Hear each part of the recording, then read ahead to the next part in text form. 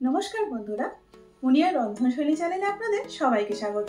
আশা করি আপনারা সবাই খুব ভালো আছেন। যখন আমরা কোথাও বেড়াতে যাই অথবা লং ড্রাইভে যাই, তখন রাস্তার দুপাশে যে ধাবাগুলো থাকে সেখানে যখন আমরা খাবার খাই, তার যে স্বাদ সেটা কিন্তু আমরা সহজে ভুলতে পারি না, বহুদিন পর্যন্ত মনে থাকে। বন্ধুরা, আজকে যেহেতু ঢাবা স্টাইলের এগ কারি তৈরি করছি, ভাবলাম রেসিপিটাও আপনাদের সাথে শেয়ার করি। ঢাবার খাবার তৈরির মধ্যে এমন কিছু স্পেশালিটি থাকে যেটা এর খাবারকে এক অন্য মাত্রায় নিয়ে যায়, আর সেই জন্যই খাবারগুলো খেতে আমাদের এত বেশি ভালো লাগে। আর সেই স্পেশাল টিপসগুলো আমি আজকে ভিডিওতে আপনাদের সাথে শেয়ার করব। তাই ভিডিওটা স্কিপ না করে পুরো ভিডিওটা যদি আপনারা দেখেন, আপনাদের খাবারটাও কিন্তু একদম ঢাবার মতো হবে।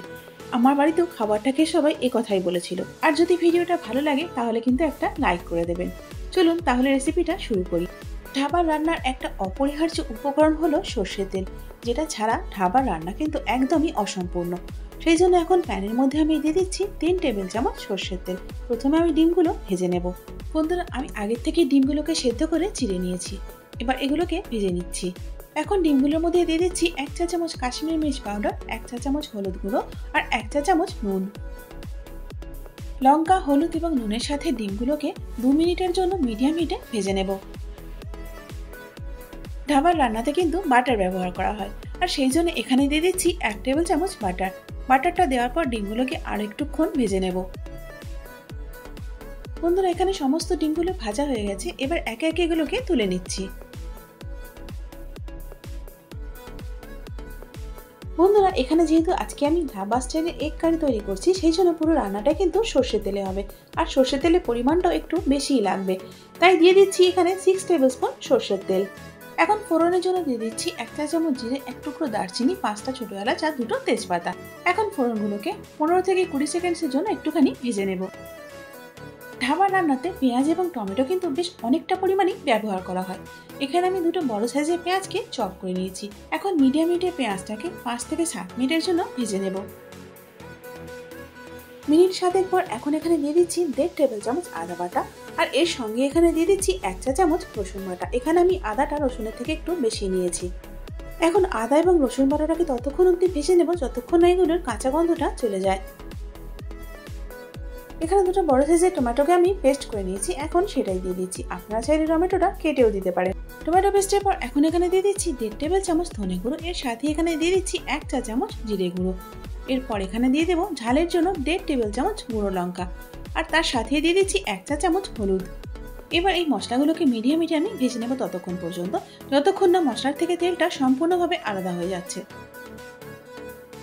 বন্ধুরা, দেখুন এখানে মশলাটা খুব ভালো করে ভাজা হয়ে গেছে, আর মশলা থেকে তেলটাও সেপারেট হয়ে গেছে। এবার এর মধ্যে আমি দিয়ে দিচ্ছি 1/2 কাপ ফেটানো টক দই। এখন বাকি সমস্ত মশলার সঙ্গে টক দইটাকে খুব ভালো করে কষিয়ে নেব, যাতে করে টক দইয়ের কাঁচা গন্ধটা চলে যায়। দইটা ভালো করে কষিয়ে নেওয়ার পর এখন এখানে দিয়ে দিচ্ছি 1 কাপ জল। জলটা দিয়ে মশলা এবং জলটা খুব ভালো করে একবার মিশিয়ে নিচ্ছি। এখন নুন দিয়ে দিচ্ছি স্বাদ মতো। এখন নুনটা গ্রেভিটার সঙ্গে একবার ভালো করে মিশিয়ে নিচ্ছি। নুনটা দেওয়ার পর এখন আগের থেকে ভেজে রাখা ডিমগুলো গ্রেভির মধ্যে দিয়ে দিলাম। Now time to mix mix mix. এখন ঢাকা দিয়ে লো টু মিডিয়াম হিটে 7 থেকে 8 মিনিটের জন্য রান্না করে নেব। 8 মিনিট পর এখন ঢাকাটা খুলে নিচ্ছি। ঢাকাটা খুলে দেওয়ার পর আবার একবার ডিমগুলো নাড়াচাড়া করে নিচ্ছি। বন্ধুরা, ঢাবা রান্নার আরেকটা মেন উপকরণই কিন্তু হলো কসুরি মেথি। তাই এখানে আমি দিয়ে দিচ্ছি 1 টেবিল চামচ কসুরি মেথি। তার সঙ্গে যেটা না হলেই নয় সেটা হচ্ছে গরম মশলা। প্রত্যেকটা ঢাবা রান্নাতে কিন্তু এই কসুরি মেথি এবং গরম মশলা কম্পালসারি ভাবে ব্যবহার করা হয়ে থাকে। আপনারা যারা ঢাবা রান্না খেয়েছেন তারা তো নিশ্চয়ই এটা জানবেন। বন্ধুরা, কসুরি মেথি এবং গরম মশলাটা দেওয়ার পর এই এগ কারির গন্ধটা হয়ে গেল একদম ঢাবার মতো, আর সেই জন্যই কসুরি মেথি এবং গরম মশলাটা এগ কারির সঙ্গে ভালো করে মিশিয়ে নিলাম। এবার এর মধ্যে দিয়ে দিচ্ছি কিছুটা ধনেপাতা কুচি, আর এই ধনেপাতার সঙ্গে এখানে আমি দিয়ে দিচ্ছি 1.5 টেবিল চামচ বাটার। এখন গ্যাসটা বন্ধ করে দিয়ে ধনেপাতা কুচি এবং বাটারটা এগ কারির সঙ্গে ভালো করে মিশিয়ে দিচ্ছি। দেখুন বন্ধুরা, ধনেপাতা এবং বাটারটা দেওয়ার পরে তৈরি হয়ে গেল একদম ধাবা স্টাইল এবং স্বাদের এগ কারি। চলুন এবার এটাকে গরম গরম পরিবেশন করে ফেলি।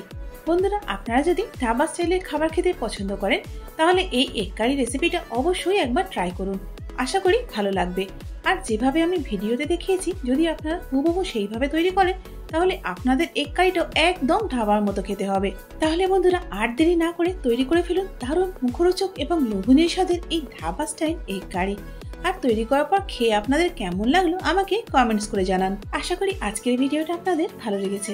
যদি ভালো লেগে থাকে তাহলে একটা লাইক করে দিন, আর তারই সাথে বন্ধু বান্ধব এবং পরিজনের মধ্যেও শেয়ার করে দিন। আর এরকমই নিত্য নতুন এবং সহজ রান্নার রেসিপির জন্য আমার চ্যানেলটাকে সাবস্ক্রাইব করে আমার সাথে থাকুন। তার সাথে বেল আইকনটাও প্রেস করে দিন, যাতে করে আমার পরবর্তী ভিডিওর আপডেটটা সবার আগে আপনি পেয়ে যান। এতক্ষণ সঙ্গে থাকার জন্য অনেক ধন্যবাদ।